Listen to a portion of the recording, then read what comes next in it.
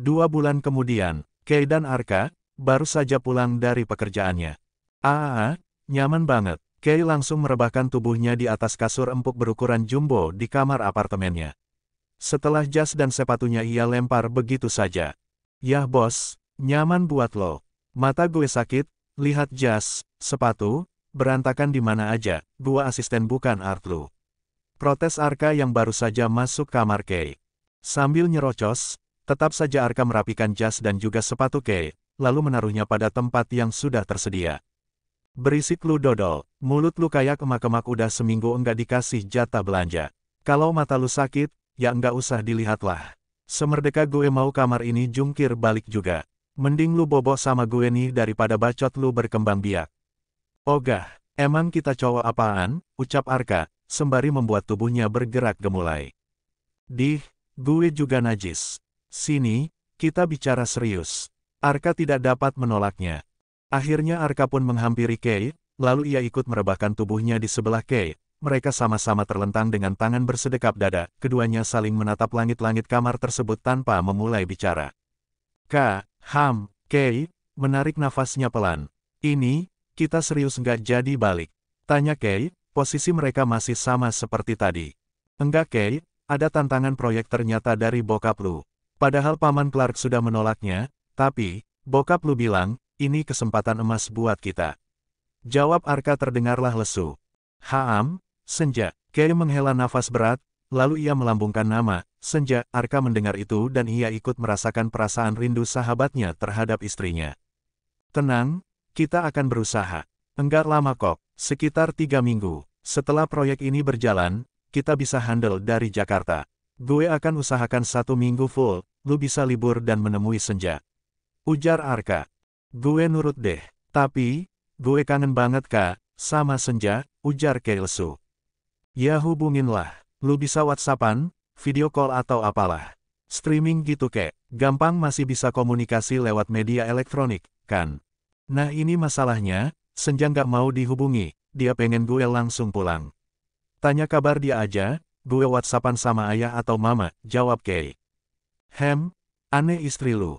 Unik, Kak, ralat Kei. Iya unik, tapi nggak habis pikir aja, bisa ya tahan komunikasi selama 2 bulan ini, ujar Arka. Entahlah, Kei mengekeh. Oh ya Kak, ceritain gue lagi dong, tentang masa sebelum amnesia. Bagian balapan sama cerita percintaan gue, pinta Kei. Nih, lihat HP gue deh. Arka menyodorkan ponselnya, yang ia ambil dari saku celana.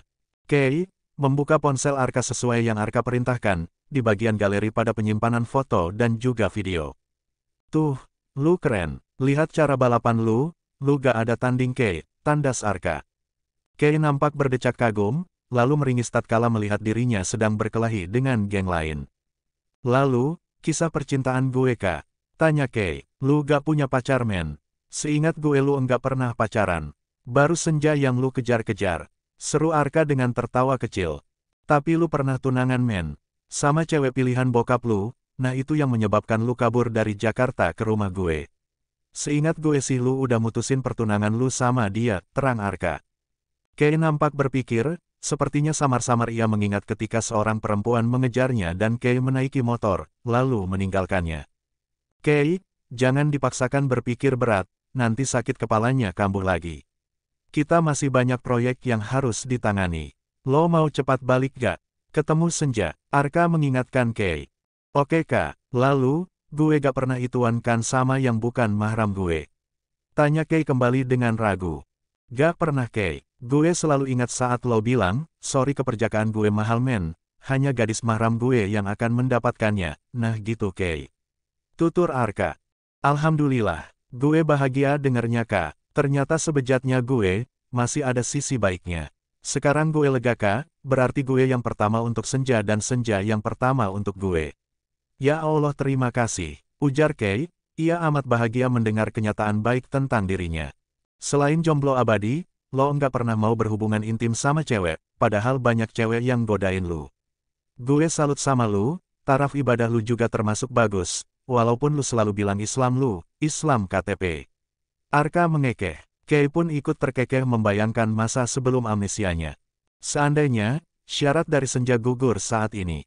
Gue lebih milih hidup menjadi gue yang sekarang Kak. Sepertinya kehidupan gue, lebih tertata ketimbang dulu. Ujar Kay. Sebagai sahabat lo, gue cuma bisa ngedoain aja Kay. Semoga Senja berubah pikiran dengan membebaskan syarat itu. Sambung Arka. Amin. Asteris. 3 minggu kemudian, pagi hari di rumah Senja. Neng, kamu yakin mau pergi ke pondok? Tanya Mama, setelah masuk ke kamar Senja dan nampak Senja sedang mengepak beberapa pakaiannya ke dalam koper kecil. Iya Mah, terpaksa. Mas Kay tak kunjung kembali. Ini sudah hampir 3 bulan, Neng butuh menenangkan diri. Neng takut akan Kak Ansar yang terus-menerus mengganggu Neng, Mah. Mama hanya bisa mendoakanmu, Nak. Akan tetapi, izin dahulu terhadap suamimu. Ujar Mama Senja. Terima kasih Mah. Senja memeluk Mama. Tentu Mah, Neng akan pamit kepada Mas Kay, lewat surat ini. Tolong berikan ini pada Mas Kay, ketika ia kembali. Walaupun Neng tidak tahu, kapan Mas Kay kembali. Akan tetapi, keyakinan Neng, Mas Kay pasti kembali, ucap Senja dengan nada sendu. Mama hanya mengangguk, menerima sepucuk surat dari Senja untuk Kay dan ia kembali memeluk Senja. Neng, Mama dengar, Ustadz Harits telah kembali dari Kairo. Lalu, jika nanti Neng bertemu dengannya, bagaimana? Tanya Mama. Ustadz Harits adalah putra ketiga dari Kiai tempat Senja mondok. Sebetulnya ia hendak menghitbah Senja, setelah tahu Senja gagal menikah dengan Ansar. Akan tetapi, Kay lebih dulu tiba di rumah Senja dan mengakui bahwa Senja adalah istrinya. Akhirnya dengan izin Allah Senja lebih memilih Kay dan meminta maaf kepada Harits serta keluarga bahwa ia tidak bisa menerima pinangan Harits dan memilih menikah dengan Kay. Tidak mengapa Mah, setidaknya, Kang Harits lebih santun dari Kak Ansar. Senja akan lebih aman di sana. Lagi pula, Senja tidak akan menginap di pesantren. Senja akan tinggal di rumah Nok Eha dan membantunya mengajar anak-anak di sana, suaminya kan sedang di Kalimantan Mah. Baiklah, nampak kelegaan dari tatapan Mama Senja. Hingga tibalah waktunya Senja berangkat ke pondok pesantren, ia mengendarai mobil Honda Brio miliknya seorang diri. Mobil itu adalah pemberian dari kakaknya. Katanya hadiah pernikahan Senja dan Kay yang diberikan kakaknya 2 bulan yang lalu. Di tempat lain, waktu menunjukkan pukul 1 siang. Alhamdulillah, akhirnya kita sampai juga di Jakarta, ucap syukur Kay. Kay dan Arka baru saja menginjakan kaki di terminal kedatangan Bandara Internasional Soekarno-Hatta, Banten. Jemputan kita dah sampai Kay. Kita langsung ke rumah bokap nyokap lu, kan? Tanya Arka. Gak, Kak, gue mau langsung jemput Senja. Lu pulang saja ke rumah, tadi gue sudah minta dibawain mobil sama Bang Willy. Ujar Kay. Lu, gak lelah bos? Tanya Arka, sebab Kay mengeluh lelah ketika berada di dalam pesawat. Demi mengobati rindu, justru rasa lelah ini sudah terobati men, dengan membayangkan senyuman dan pelukan Senja, yang insya Allah sebentar lagi gue dapatkan. Kay nampak sumringah. Oke deh, hati-hati di jalan, setelah dapat cuti dari bokap lu, gue juga harus balik dulu nemuin bokap, nyokap gue. Ujar Arka. Ya dah, sekarang lo balik dan istirahat, Bang Willy sepertinya dah sampai. Willy beserta pengawal lainnya sudah sampai di parkiran bandara. Setelah berangkulan sebentar bersama Kay, Willy menyerahkan kunci Bugatti Centodieci berwarna putih. Tidak naik, helikopter saja mas.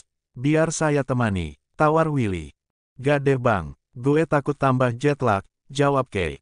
Baik, Kak, gue pergi, pamit Kay pada Arka. Siap bos, hati-hati, balas Arka. Kay pun masuk ke dalam mobil sportnya, lalu ia meninggalkan pelataran parkir bandara. Tujuan utamanya tentu saja menjemput Senja. Willy dan pasukannya tidak lantas diam. Willy pulang bersama Arka ke rumah orang tua Kay. Akan tetapi, tanpa sepengetahuan Kay, beberapa mobil telah Willy perintahkan untuk membuntuti Kay. Menjelang maghrib, Kay baru saja tiba di rumah Senja. Assalamualaikum. Waalaikumsalam. Terdengar sahutan dari dalam. Tak berapa lama pintu terbuka dan Mama Senja muncul dari balik pintu. Mah, sapa Kay sedikit kecewa, ia berharap Senja yang muncul. Kay ingin tahu reaksi Senja saat melihat dirinya sudah berada di tempat itu. Nak, Kay, Mama Senja nampak tertegun. Setelah Kay mengecup tangan kanan Mama mertuanya Taksim, Mama Senja mengajak Kay masuk ke dalam rumah. Ayah Senja nampak baru saja keluar dari kamar. Melihat Kay ia segera menghampiri Kay dan merangkulnya dengan penuh haru. Alhamdulillah, akhirnya nak, Kay kembali. Ujar ayah Senja. Ayah Senja tahu beban pikiran dan rasa sakit yang Senja rasa, atas gunjingan orang-orang sekitar, bahwa Kei telah meninggalkannya. Kei kabur. Belum lagi ditambah Ansar yang selalu mengganggu Senja. Kini beban hati ayah maupun mama Senja terangkat sudah. Mantunya telah kembali. Ia tidak meninggalkan putri mereka. Senja mana ya, Mah? Kei amat merindukannya. Kei menanyakan keberadaan Senja. Senja, mama dan ayah Senja saling pandang. Tok, tok. Ketukan pintu membuat mereka menoleh pada arah pintu. Kei nampak sumringah. Itu pasti Senja, pikir Kei.